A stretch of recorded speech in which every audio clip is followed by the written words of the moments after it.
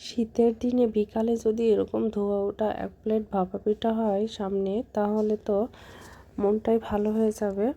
পিঠাপুলি পছন্দ করে না এরকম মানুষ খুব কমই পাওয়া যায়।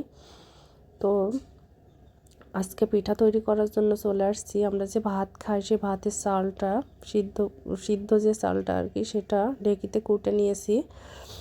তারপর সেটা সুজি করে এখন এই যে এখানে নিয়ে চলে আসছি। এখন আগে থেকে ডিপে রাখা যে দুধটা ছিল সেটা বের করে রেখেছি। খেজুরের রস ঘন করে জ্বালানো, সেটাও ডিপে ছিল, বের করে রাখছিলাম। এখন লবণ, দুধ আর খেজুরের রস দিয়ে এই আটাটা একটু মেখে নেব। এটা খুব বেশি মাখা যাবে না, মানে একেবারে আটা হবে না, একটু চালনি দিয়ে চালা যাবে সেরকম টাইপের করতে হবে। এখন এই যে এগুলো একটু চালনি দিয়ে ছিদ্রযুক্ত চালনি দিয়ে এভাবে সুন্দর করে সেলে নিতে হবে। ওইদিকে কিন্তু আমি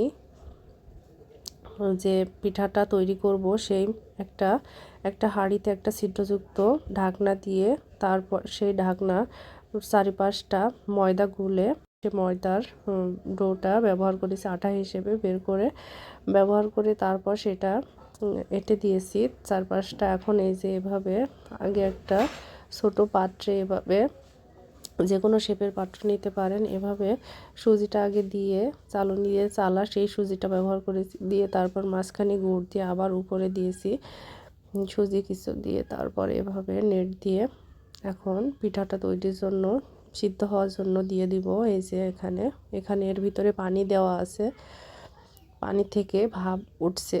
এখন এটা ঢেকে দিব, তারপর একটু পরে সিদ্ধ হয়ে গেলে নামিয়ে নিতে হবে।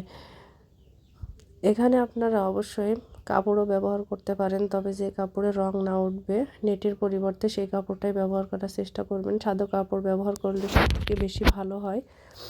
তো পিঠাগুলো একে একে আমি তৈরি করে নিচ্ছি। এভাবে অনেকগুলো পিঠা তৈরি করেছি। পিঠাটা খেতে কিন্তু ভীষণ মজার হয়েছিল, আর আমি তৈরি করতে করতেই অনেকগুলো পিঠা খেয়ে ফেলছি। তো আপনারা অবশ্যই আমার ভিডিওটা শেয়ার করবেন, লাইক করবেন, কমেন্টস করবেন। আপনাদের কি ধরনের ভিডিও পছন্দ, কি ধরনের রান্নাটা দেখতে চান সেটা অবশ্যই কমেন্টস করে জানাবেন। আমি সেভাবেই রান্না করার চেষ্টা করব আর শেয়ার করার চেষ্টা করব আপনাদের সাথে। তো আমার পিঠা প্রায় শেষের দিকে চলে আসছে, তৈরি করতে করতে শেষ হয়ে গেছে।